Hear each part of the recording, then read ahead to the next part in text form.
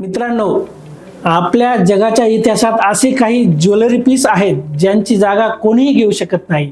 हे दागिने जे अस्सल आहेत त्यांना कोणत्या तरी कारणामुळे मूल्य प्राप्त झाले आहे. मित्रांनो, तसं पाहायला गेलं तर जगातील दागिन्यांचा इतिहास खूप मजेशीर आहे.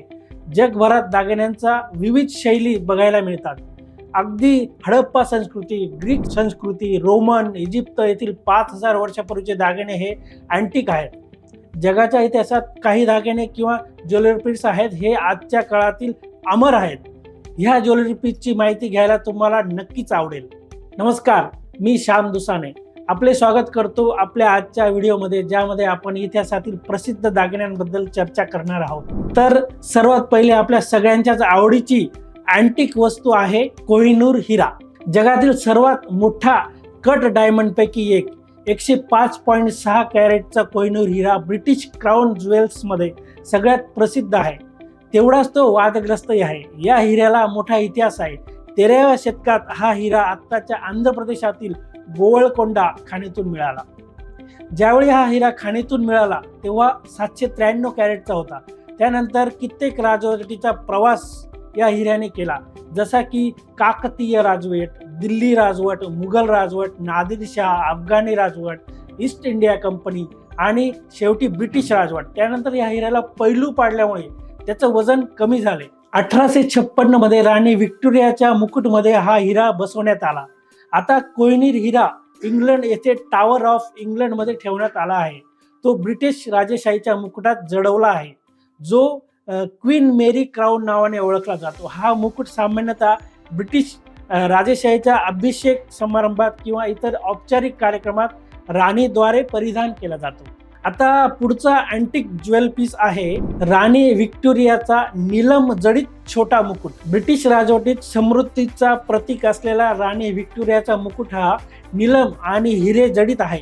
नीलम हे ब्रिटिश राजघराण्याचा एक लोकप्रिय रत्न आहे. राणी व्हिक्टोरियाच्या आयुष्यातील सर्वात मौल्यवान वस्तूंपैकी ती एक होती, जी शेवटपर्यंत राणीने परिधान केली. गंमत म्हणजे राणी कधीही हे मुकुट डोक्यावर परिधान करायची, तर बऱ्याच वेळा तिच्या आंबाड्याभोवती परिधान करत असे. आत्ताच्या काळात म्हणायचे तर हे क्राउन म्हणजे हेअर ॲक्सेसरीज आहे. यासाठी वापरला गेलेला नीलम हा 104 कॅरेटचा आहे आणि तो 1840 मध्ये श्रीलंकेमधून आणला गेला. सध्या हा मुकुट देखील ब्रिटिश राजेशाहीच्या राज्याभिषेक समारंभात आणि इतर औपचारिक कार्यक्रमांमध्ये राणीद्वारे परिधान केला जातो. त्यानंतर अँटिक ज्वेल पीस, तो आहे नेपोलियनने बनवलेला हिऱ्यांचा हार. चांदी आणि सोन्यामध्ये गुंफलेला हा हिरा आकर्षक हार एक ऐतिहासिक प्रेमाचे प्रतीक आहे. हा हार नेपोलियन फ्रेंच सम्राटाने 1804 मध्ये त्याची पत्नी जोसेफिनाला भेट दिला होता. यातील हिरे हे भारत आणि ब्राझील मधून आणून तो हार तयार केला गेला. निरनिराळ्या प्रकारचे 234 हिरे गुंफून हा हार जडवला आहे. हा हार नेत्रदीपक कलाकुसर यासाठी प्रसिद्ध आहे. या हाराला हॅब्सबर्ग लॉरेन हार म्हणून ओळखले जाते. हा हार अनेक पिढ्यांपासून हॅब्सबर्ग लॉरेन कुटुंबात होता. 2011 मध्ये तो लिलावात विकला गेला आणि आता तो खाजगी मालकीचा आहे. आता पुढचे बघूया. हॅलिज सिम्पसन म्हणजे पॅन्थर ब्रासलेट. अलंकाराच्या जगातील एक प्रसिद्ध नमुना म्हणजे पॅन्थर ब्रासलेट. हा दागिना पॅरिस, फ्रान्स येथे 1952 मध्ये घडवला. गोमेद, प्लॅटिनियम आणि हिऱ्यात जडवला गेलेला हा ऐतिहासिक दागिना उत्तम कारागिरीचे प्रतीक आहे. हे ब्रासलेट हॅलिज सिम्पसनला पती एडवर्ड 8 ने गिफ्ट केला होता. 1987 मध्ये एका लिलावात हे ब्रासलेट 1.4 अमेरिकन डॉलर्सला विकले गेले होते.